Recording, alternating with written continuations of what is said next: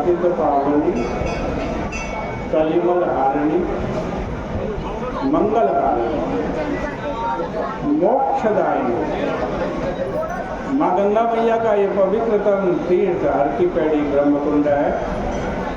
श्रीमद् भागवत की चर्चा निरंतर आप सुनते आ रहे हैं।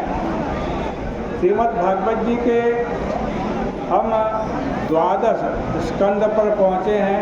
अंतिम स्कंद 12वां स्कंद। अलसी कुसुमोपमेय कांतिर यवना तोल कदम्ब मूलवरति नव गोपवधू विलासशाली वनमाली वितनोतु मंगलम नः। देखो ये श्रीमद् भागवत जी का 12वां स्कंद है, अंतिम स्कंद। यह 12वां स्कंद श्री वल्लभाचार्य जी जो श्रीमद् भागवत के मर्मज्ञ हैं, उनके मत के अनुसार आश्रय स्कंद है तथा निरोध स्कंद है। आश्रय का मतलब हम जिसके आश्रय में हमें रहना चाहिए।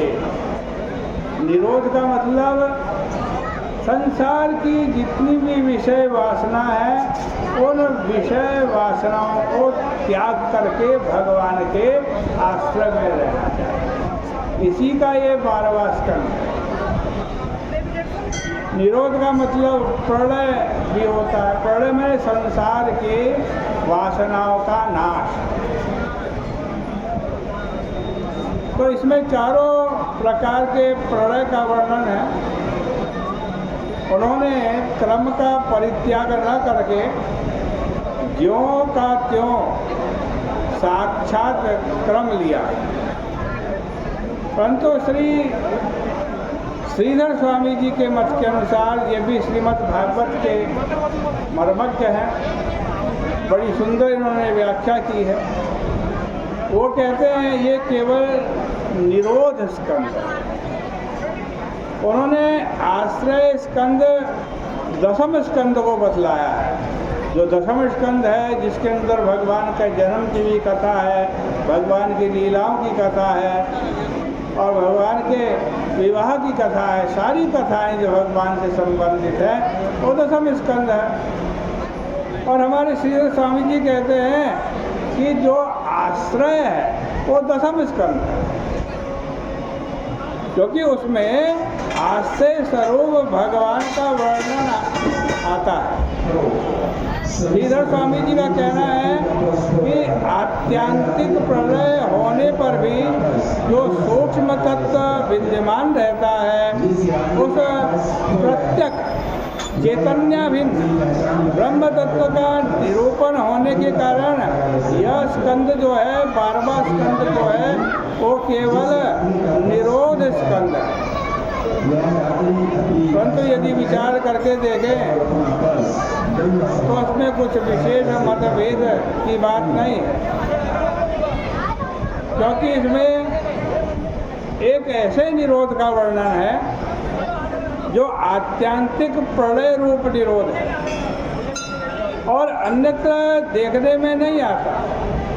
वह आत्यांतिक प्रलय रूप निरोध उत्पत्ति और प्रलय के अधिष्ठान, सर्वाधार, सर्वाश्रय परमात्मा का ही वर्णन है। इसलिए इसमें आप राजाश्रय, कालाश्रय, साधनाश्रय, आज मुक्त्याश्रय, वेदाश्रय आदि का वर्णन देखेंगे। इस प्रकार प्रत्येक अध्याय में किसी न किसी रूप में आश्रय स्वरूप परमात्मा का इस स्कंद में वर्णन। अब राजा परीक्षित के पूछने पर कि यदुवंश विभूषण श्री कृष्ण के स्वधाम गमन के अनंतर किसका वंश चला, श्री सुखदेव जी महाराज ने बताया कि बृहद्रथ वंश में होने वाले राजा हैं, उनमें रिपुंजय पर्यंत वर्णन 9वें स्कंद में किया जा चुका है। रिपुंजय ही पुरंजय। इसके बाद श्री सुखदेव जी महाराज ने राजाओं की एक बड़ी लंबी सूची दे दी और बताया कि इतने वर्षों में और इतने वर्षों में इतने राजा हुए, वे आपस में मार काट करते हैं और बहुत छोटे मन के हैं। इसके बाद श्री सुखदेव जी महाराज ने वर्णन किया कि आगे चलकर 10 गुरुंड और 11 मौन राजा होंगे, लेकिन ये राजा लोग थोड़े दिन तक रहेंगे और थोड़ी थोड़ी धरती का उपभोग करेंगे। एक समय में बहुत से राजा होंगे और इनकी मनोवृत्ति बहुत छोटी रहेगी। तुल्यकाला इमे राजन म्लेच्छ प्रायश्च भूभृतः। देखो यहाँ एक बात ध्यान देने लायक है, भागवत की पुस्तक बहुत पुरानी है। जो इसको नहीं मानते हैं वे भी कम से कम 1000 वर्ष पुरानी तो भागवत की पुस्तक को मानती हैं, क्योंकि 800-900 वर्ष पहले की पुरानी हस्तलिखित पुस्तक उपलब्ध है। इसमें यह श्लोक आया है, सिंधोस्तटं चंद्रभागा कौन्तिं कश्मीरमण्डलम् गोक्षन्ति शूद्रा व्रात्याद्यामलिक्षा